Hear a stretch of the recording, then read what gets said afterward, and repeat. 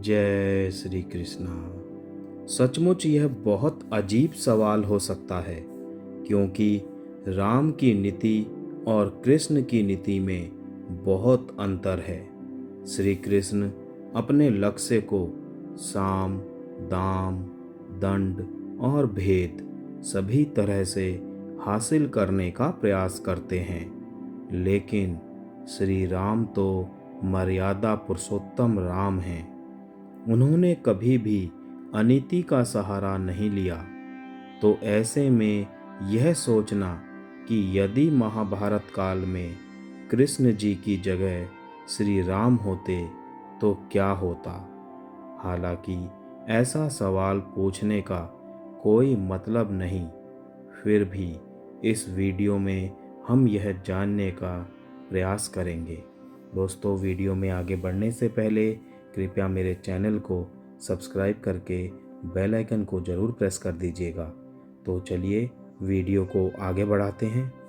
महाभारत काल की पहली घटना, जब भगवान श्री कृष्ण समयंतक मणि को ढूंढते हुए एक गुफा में पहुँचे तो उनका सामना रामायण काल के जामवंत जी से हुआ। वो मणि जामवंत जी के पास ही थी। भगवान श्री कृष्ण का जामवंत से द्वंद्व युद्ध हुआ। जामवंत जब युद्ध में हारने लगे तब उन्होंने सहायता के लिए अपने आराध्य देव प्रभु श्री राम को पुकारा। आश्चर्य कि उनकी पुकार सुनकर भगवान श्री कृष्ण को अपने राम स्वरूप में आना पड़ा। जामवंत यह देखकर आश्चर्य और भक्ति से परिपूर्ण हो गए। भगवान श्री राम ने ही जामवंत को वरदान दिया था कि वो श्री कृष्ण के रूप में उनकी इच्छा पूरी करेंगे। मतलब यह कि होई सोई जो राम रची राखा, को करी तर्क बढ़ावे शाखा। महाभारत काल की दूसरी घटना, एक बार अर्जुन का सामना हनुमान जी से हुआ। अर्जुन ने कहा कि मैं अगर उस समय होता तो बाणों से ही सेतु बना देता, इतनी मेहनत करने की जरूरत ही नहीं होती। हनुमान जी ने कहा कि अच्छा, ऐसी बात है तो अभी बना दो। यदि वो सेतु मेरे पग से टूट गया तो? अर्जुन ने कहा कि मैं अग्नि में चला जाऊंगा। हनुमान ने कहा, मैं हारा तो मैं चला जाऊंगा। जब यह बात श्री कृष्ण को पता चली तो वे प्रकट हो गए, क्योंकि वो जानते थे कि यह सेतु हनुमान जी के पैरों से टूट जाएगा और मेरा सखा अर्जुन खुद को भस्म कर लेगा, और नहीं टूटा तो मेरे भक्त हनुमान पर संकट आ खड़ा होगा। धर्म संकट की इस घड़ी में श्री कृष्ण ने दोनों को ही बचाया था। यह कथा भी बड़ी रोचक है। इसी घटना के बाद राम के परम भक्त हनुमान जी महाभारत के युद्ध में उन्हीं के आदेश से रथ के ऊपर ध्वज में विराजमान हो गए थे। मतलब यह कि होई सोई जो राम रची राखा, को करी तर्क बढ़ावे शाखा।